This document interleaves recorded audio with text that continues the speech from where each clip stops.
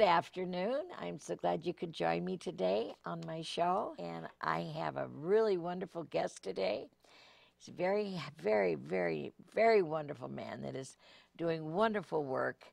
And he's trying to really change the graphics of men that are growing up with a lot of problems, and trying to see how we can build the relationship with families and put this back together a little bit. He's a wonderful man. He's written a book, and his book is called The Firstborn Son, and his name is Ezechiel Bambolo. And he's right here, and I'd like for you to introduce you. Say hi. Hello, Jane. So, Hi. so, so happy to be on your show, and thank you so much again for having me on. You're such a bright smile. You're making my day today. Your smile alone makes me cheer up. So I can't wait for the conversation to add to that. Thank you so much. Oh, you're welcome, sweetheart. I'm so glad to have you. You know, there's very few men that just delight me so much. You're such a strong man, and I love that in you. It's just very important for men to start realizing that they have to start thinking about themselves as in their manhood and how they present themselves in a world. The Firstborn Son. What a neat idea for a book. Mhm. You know, and you say a curse, a gift, or is it a calling, right? Yeah, yes. Yeah. How do we win our families back from the culture chaos? Yeah. You know? Uh, Thank you so much for that question. I think where we've come as a culture, we have become so greatly individualistic in our thinking. So we're more individuals anymore than we're ever a family. And so when you say winning the family back, what I perceive is our strategy for doing that is to get a lot of, whether it's boys or girls, moms or dads, uncles, you name it, we have to get back to a more familial way of thinking, because that really it transcends the individual, and it brings such power, strength, purpose, and love that we need back into the family, because we go back to this place of all for one, one for all. Right. And look at our society anymore. Oh, We're far removed from one for all, for one, one for all. it's terribly removed. You're right. It's exactly right. It's just I can't believe how removed we are that it is. And Yeah. Yes. I don't know what happened. Well, we changed it. We changed the dialogue. We changed the dialogue from being one of, okay. I mean, and I give you I'm of African heritage. Maybe we'll talk about that a little bit more later. But we changed the dialogue of, in this case, I use a word, for example, legacy a lot. And the reason that I use the word legacy a lot in my talks and in my purpose of writing this book, The Firstborn Son, a Curse, a Gift, or a Calling, is that legacy forces us to think beyond ourselves. It forces us to think of what impact are we going to make? Are we going to in our lives? It's not just when we say legacy, people think of a Michael Jordan. They might think of Right. Barack Obama. But a Right. lot of times they think because only of his presidency or only of his athleticism. They never stop to think about the whole man in terms of what's affecting his family, the decisions he makes in his life. Is he a gambler? Is he an abuser? So we can get away because we're just locked into this one view. So legacy True. says no. We have to leave a mark on society that transcends me, the individual, and it becomes more other-centered than self-centered. And so we have to change that. Oh, you know what? Even for people who are in drug abuse situations, they say, it's my life. Why do you care? No, W- it's not just your life. No. You affect everything you do affects a lot of us. So we come alongside because we care. We want to invest in you. And so again, I think we start to change the language of the discussion. But it can't start, I mean, when we're 19, 20, 30. No, it should be a discussion that begins at 2 or 3. The moment that child begins to speak, Speak. we start to talk about that concept. That's really a good idea. I like how you say about you said to me about the legacy of your family and how it doesn't seem like we're raising our kids right. Yeah, let me give you a couple of quick examples, Jane. Yeah. And we can talk about this later as more, but I'm going to throw a little dice, maybe a little tip in there. And I'll give you how well we know this concept, but we've transitioned it not only from our own personal lives, it's become strictly a corporate deal right now. Oh And yes, boy. I give a speech every once in a while called Family Branding versus Family Legacy. Jane, Yes. if I say fly the friendly skies, what do you think of? United Airlines. Right? Yeah.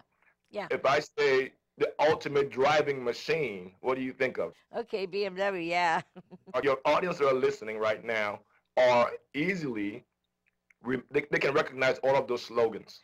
True. All right. True. And the way the corporations have made you and I so loyal to their products is by using a term that's strictly a corporate term called family branding. Right? Oh. And they use that to unite a variety of products and make them all useful to us. And so we get this loyalty. We even say, you know what, we're a BMW family. We don't drive Volkswagen. We don't drive, Mercedes. No, we're a BMW family. Yeah. And we Right. started ownership to those products. Okay. Now, Right. all of the traits that they use in family branding, Jane, are all traits that are stolen from the traditional family values. Oh, that makes sense. Oh, sure. Unity, or let's say when one product hurts, it hurts the whole product line. So we know we can't allow one product to hurt. If a CEO makes a mistake and destroys the reputation of the company, we got to restore that legacy as quickly as we can, because if not, it's going to affect our bottom line dollar. So they have all these things and so from a family standpoint, when one person goes awry, maybe in drug abuse or something, why aren't we working so hard to redeem and restore that life and invest in that person, as opposed to saying, well, they want to ruin their life, that's their business, let them go. And so family branding and family legacy, which I prefer that we use the family legacy, have the same traits that will make us as powerful as the corporations are powerful, and they last Oh. for multi-generations in our families. Okay, we will be McDonald's or Wendy's favorite person for as long, grandma loves it, papa loves it, Yeah. children love it, great grandkids love it. For generations, those companies are steady in our families. Yet and still, the Yeah. same traits that they use that they stole from us traditional families, we can use them to apply them to our own families to make us stronger. Yet, my wife and I started with our children when they're two. For example, we would say we are Bambolos. Bambolos don't lie. Bambolos don't cheat. Bambolos, we're good students. Bambolos, we love people. Bambolo, we love our Lord. And so as a result, guess what? I remember my daughter at 3 years old, a little older than that, but at 3, I remember her running through something and she fell. Jane, you know what she said? This is what that my wife and I just had a real reckoning or a realization Right. here. She goes, Mommy, Daddy, Bambolos are tough, huh? Yes, honey. Oh, how sweet. Tough. She remembered you saying that. Yes. So at 2 or It's 3, she started to at internalize 3. that whole concept, and now she knows that, you know what, I am a part of this family. Whatever goes wrong, whatever goes right, I'm a part of this family. And as they grow up, that conversation changes more and more to that teenage year and beyond. Yeah. But we know that we are Bambolo, so we will And we don't lie, and yeah. And those we concepts. gotta instill that in our kids again, Yeah, right? yeah. And the lovely thing is that every time that we engage a situation, and mom and dad have to be the primary sources of teaching and showing them by the way we live our lives who Bambolos are. So if Right. mom and dad work hard, if mom and dad, love to sing, if mom Right. and dad love to, hey, we don't want to go on vacation without going with our children. And all those things that we show as mom and dad now become something not that I'm saying, but they're Right. watching and they take ownership because it is authentic and they can see the value And they of what see we're it here. and they hear it. Absolutely. And it's like little sponges. Their little Yes. brains are like sponges. Yes. And that's why they absorb everything that we say to them the minute they start speaking. Right back. We know it. People say, don't say that in front of your kids. They'll say it right back to you. You know how these kids, they're like sponges. They They pick up do, everything. they do, they Well, do. They do. what about the great stuff then? What about the great stuff that we do? Why they're picking that up too? So that's why exemplary living when it comes to legacy is so important. It's If we right. exemplify it every day, they internalize it and they take ownership, and it lasts forever. God knows that's just so important. And Quite when you different. talk about the young women that you're touching, Jane, when you talk about those lives that you're impacting, Yes. when I watch your interviews and I see those lives and then they're talking about their stories, then it makes me as a father. I'm looking at my wife, I'm looking at my daughter, and I'm saying, and I know I have Oh, a son, but I'm looking at those two, for example, those ladies, and saying, wow, yeah. what is my challenge? I've got Yes. a great task, but what an honor! Again, a curse, a gift, or a calling. Yeah. It could be a curse, Oh, you know. It yeah. could be, but I see it as a gift and a calling that I have to live a life as a man, as a husband, as a defender, as a protector, to create the most beautiful women that God has gifted me with, and make sure that I mean, Yes. this morning, you got me going already, Jane. This morning, this morning, I sat down at my table where I sit every morning to do a little bit of my Bible study Yeah. time. Yes. And my daughter came out, and she knows I'm going to be there in the morning. So it's about Yep. 6:30. She Yep. comes up, Yep. and we sit down together. And not only do I get to read what I'm reading to her from the scripture, but then go to our devotion time with her, and then we stop and pray. And the love of hugging her and kissing her and going through that time, Oh, my goodness. my Coming to goodness. the show today, the whole thing was in my mind, like what a God, you just want to remind me about what it's like, who I am in this man, in this world as a man, Yes. by showing me right now the gift you give me, my daughter, and as I go on Jane's show, because I knew that was her purpose for me feeling that way this morning, because I was coming on your show and Oh, talking about I'm something that so you're reaching up glad to the you heart. got that feeling. I'm so glad you felt that. Oh, Yes, that's wonderful. See, you will always have, she will always remember that. Just yes, this morning, she'll always remember it all of her life. yes. She'll always remember what you say to her. As she grows up, she'll be a strong woman. She'll be a strong little girl, and she won't let anybody harm her because That's she's my prayer. Bambolo.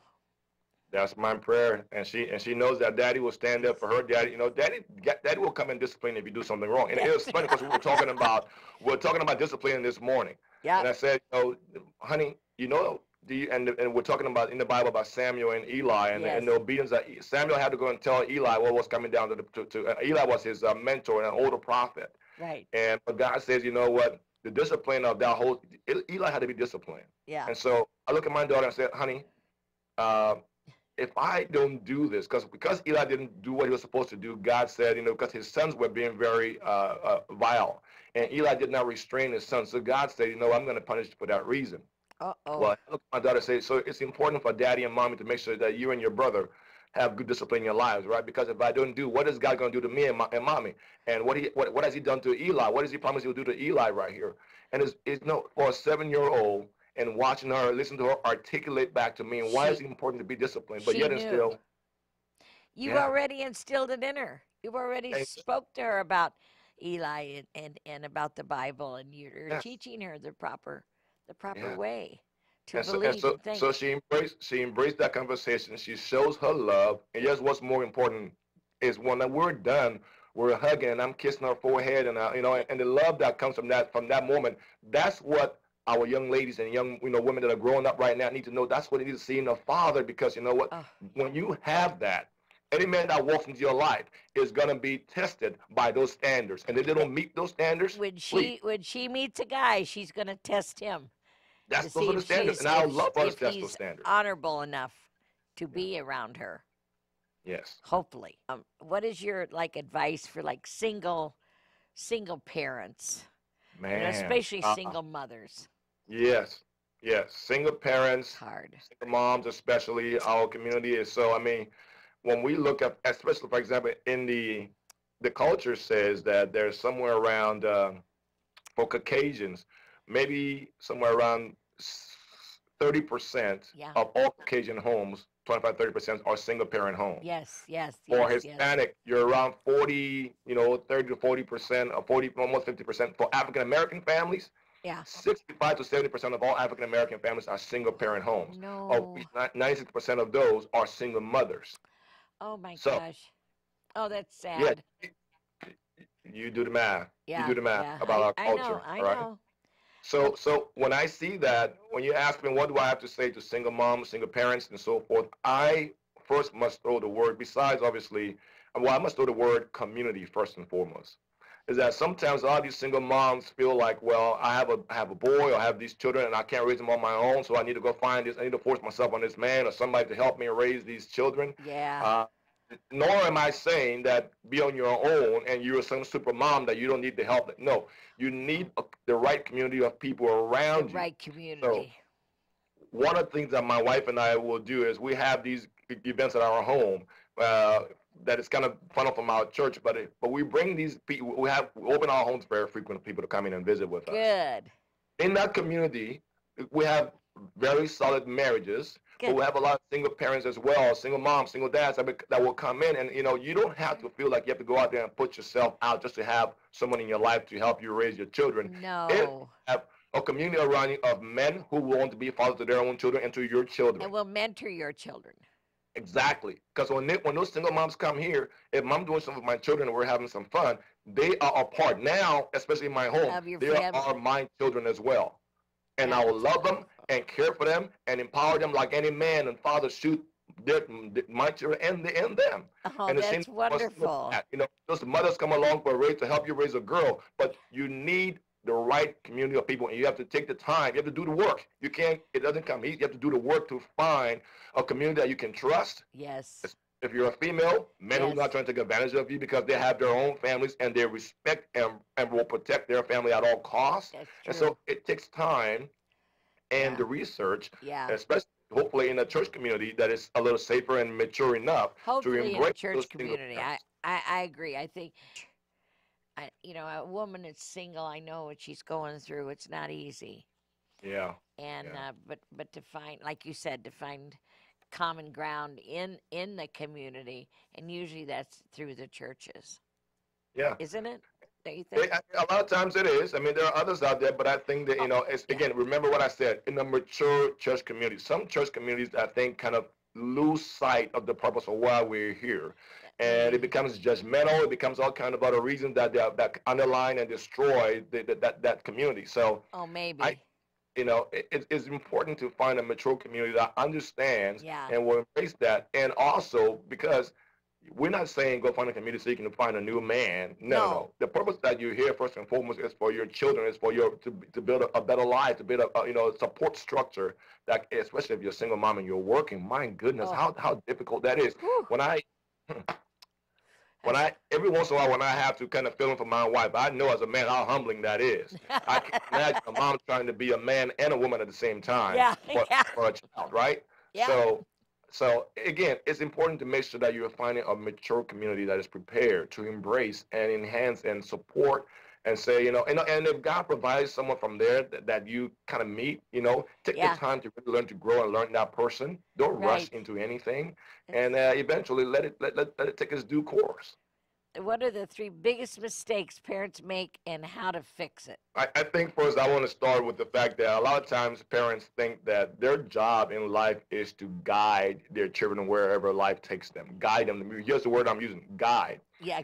And what our intent is with legacy is not because as a guide, if you have a guide who is taking you on a hunting trip or a fishing trip, Yeah. that guide has to be there with you all the time. That's a All right, guide. they're there with you. They'll tell, do this, don't do that, do that. No, what our desire is, what we should be doing, first of all, the word I prefer to use for our children is that we have to work to teach them to navigate, not guide, but navigate. Right. So that requires us teaching them the foundations, the sources of where we've come from, if it's biblical or whatever you have. It's teaching them how to go through and use, when you navigate, you've got a compass. You got a few things out there, and you look at your instruments, and you decide, okay, I need to go there. No, that's not where I want to go. I want to go this direction. So when we train our children to navigate the culture, we teach them what are the wrongs and rights, what are the ups and downs, what are the, all those things, and we make them take ownership of those things. That's right. Today. Take ownership. Yeah. Number one is that too many parents today want to guide the child rather than train the child how to navigate the culture. That's a big mistake. As a result, we raise handicaps. Okay, not in the physical way, but we raise mental handicaps. We raise social handicaps because we were so worried about guiding them wherever they go. We want to be involved, even when we become older parents with adult children. We're still too involved in their lives because we haven't transitioned them well enough. Yeah, for them to go on their own. Yes. All right. So if all you've done is train them to guide, if all you've done, if you've guided their lives all along and you never trained them to navigate the culture, so that's the first mistake that I think we make as parents, is that we have to train to navigate rather than guide them around where to go. I All right. agree. I agree. I agree with that. Okay. What are Another the one I would say, we come to this place of almost as if we're throwing away the birthright, the position. And when we talk about, for example, this whole thing of the firstborn son, let me just give you some yes. examples. The Yeah. firstborn son, if you look at from biblical context, because the whole writing of this book came from biblical context, is that the firstborn son has a covenant relationship, with God, and that covenant, when God was freeing the Israelites out of Egypt, Moses, the story of Moses and the Israelites and everything, that was the first time when the last plague of the 10 plagues was to kill the firstborn sons of the nation of Egypt. Right. Right. Right. Right. At that moment, he made a covenant with the firstborn, saying, you know what, they're sanctified, they're set aside for me. So Right. we have these structures in family that, and so from there we can talk about, we can see things where even from a national patriotic standpoint, that firstborn nature is always used. Israel is called God's firstborn. You know, uh, Oh. oh yes, yes, literally Yeah. You written know, in you're Scripture. right. Yeah. I never thought about it that way. Exactly. You look at Never thought so about it it's that not just way. literal, but you look at King Israel is David the in firstborn Scripture. son. Never thought about it that way, Ezekiel. Well, that's okay. That's my job. It's my job Yeah, to your write it and job bring is it to you. teach us. We need to learn. God love If, you. if you look at King David in Scripture, all right, King David Yeah, was called a firstborn of the kings of Israel. He was Israel. not a firstborn You're son, but right. God referenced him in Psalms as a firstborn of kings First, of Israel. So that's he right. had a position of authority He and was already a leadership king. as a king, Yeah, all right, amongst all the other kings as well. right. So, Guess what? That then there's Romans 8:28 and 29 that right, refers to Christ as the firstborn amongst many brothers and sisters, many brethren. All right. right, So brethren. but not just that he's the first one, but that we may be in his, we may be created or raised in his image. So God is saying, look, I'm sending my firstborn Jesus Christ. If you look at his life and Right. follow his life and do what he does, I promise you, you will have a happy life. That's right, and that's true. Now, But not you're going to many be of us follow that. right, right. Now, without a happy life is when I say happy, I want to be clear to you. And then people think what happy life means. I'm not going to have any issues. No, Christ had a lot of issues on this Oh on his life. gosh, He was yes, amen. mold. It was molding. He was being exemplary. All right. So Right. yes, my point when I say all of this is that when we get to that position, that concept of understanding this whole firstborn concept, we start to understand that in the midst of this, not only is this a position that is ordained per se, because we have to have a hierarchy and structure within the family to start with, Right. it also teaches us how to handle adversity in our family, because Right. adversity is not always there to destroy us. No, that's Adversity true. sometimes is our greatest teacher. I agree with that. I do Okay? agree with that because we got to have adversity because that's Yeah. what makes us the way we are. But is the Bible relevant to parenting today? Oh my goodness. Did you just hear me give you a couple of simple tips right there? And then I And went right into it.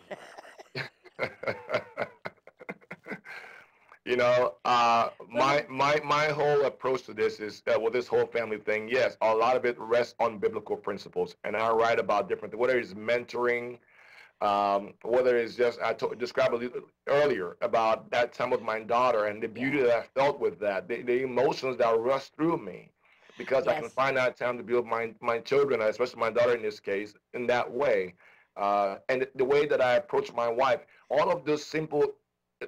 My wife and I, for those that are married out there, or maybe thinking about getting married, for example, Yeah. here's something that people don't think. That we struggle in marriage in this culture, and Yes. we fail to see the structure and the importance of marriage in the sense that my wife and I are equal. Right. Okay, It should we be. are equal. But here's something. I'll throw something. There's something about essence and roles.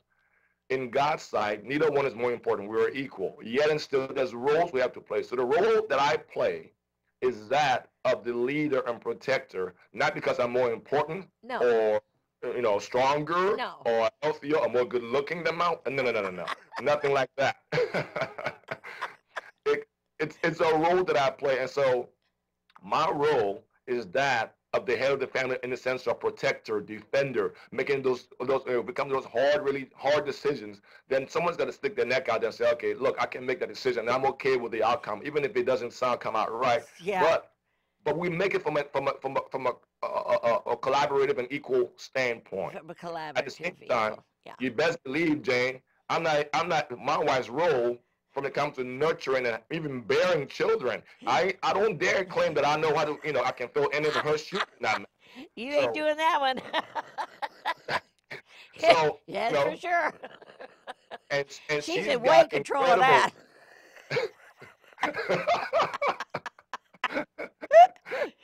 And she's got such incredible, you women have such incredible patience when it comes to nurturing and warming, giving a warm home and those things. And you know what? I just got to admit, there's just some areas I can't flat do. No, I need that's that woman to good. be, That's why you got us. I can't. So when it comes to essence, the essence of who we are as individuals when it comes to marriage, we are equal and the same. When it Good. comes to the roles we have to play, I must play the role of leader of the home, yet and But still knowing yes, exactly you're the how important firstborn that wife of son. mine is, right? You're the firstborn son.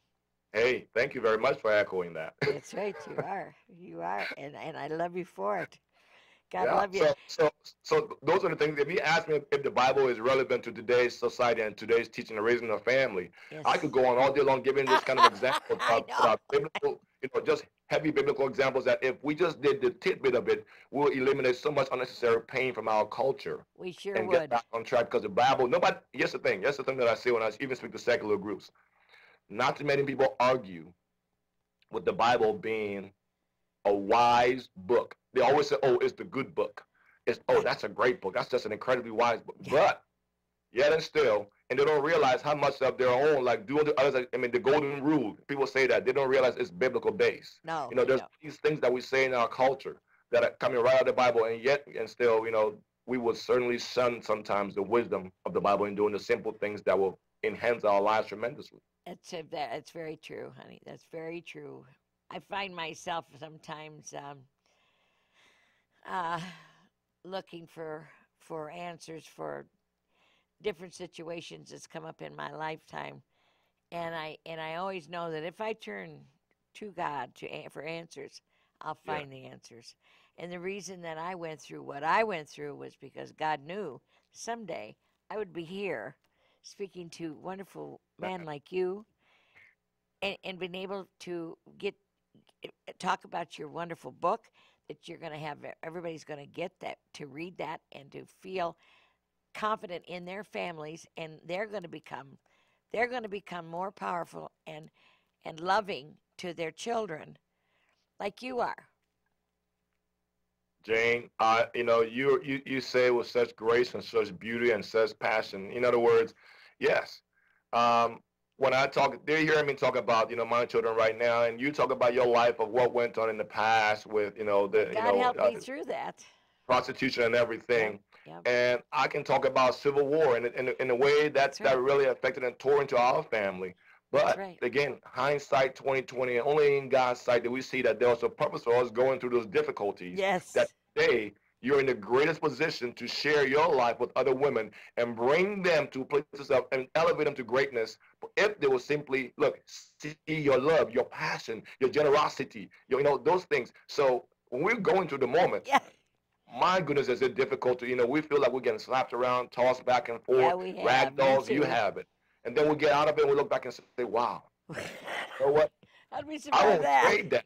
I learned so much. I know so much now that I'm prepared. Hell, I'll walk through, Yep. I'll Fire. walk through a fire Me to, too. to tell the people that what I know. Me too. That's us. We're going to walk. We've been walking through fire to tell the people what we know, and we'll keep on trucking. Absolutely. I am so pleased and so happy to have you on my show today. I'm blessed. I'm blessed to be with you. And from the time we just had a simple talk a few days ago, and I felt the vibes coming, and I think that's a lot certainly to be. I mean, it's a lot to be. You're doing some tremendous work, So are and you. So are you thank you. doing tremendous work. You're speaking all over the country, and you're going to be reaching out to millions of more people, and so am I. And we're doing God's work too. There you go. Yes, indeed. I love you so much, and thank you so much, and God bless you for being on my show. All righty. I'll call Thank you you up so much. later. Have a blessed day. And I want to say thank you for being on the show today. God bless you and have a good That evening. sly come hither stare that strips my conscience bare, it's witchcraft.